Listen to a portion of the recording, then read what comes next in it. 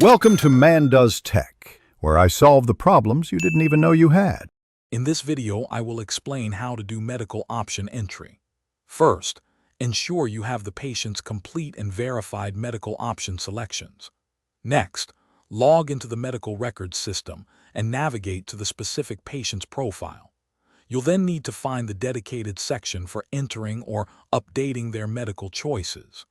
This initial setup is crucial for accurate data input and avoiding errors later in the process. Now, let's focus on the actual entry.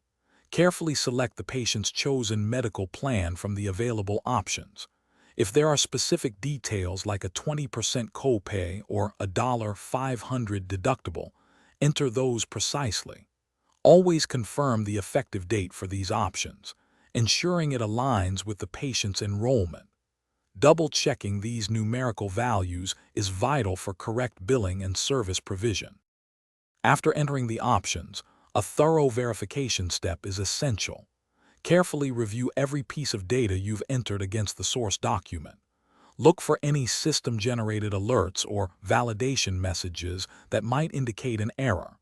Make sure all mandatory fields are filled out, as incomplete entries can cause processing delays.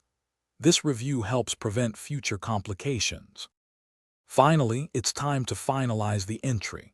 Once you are confident in the accuracy, save the medical options to the patient's record. It's good practice to generate a confirmation summary, perhaps a one-page document, for the patient's records. Also, add a brief note in the patient's chart detailing the date and time of the entry. This ensures a complete and auditable record. Thanks for watching. If you found this helpful, don't forget to like and subscribe.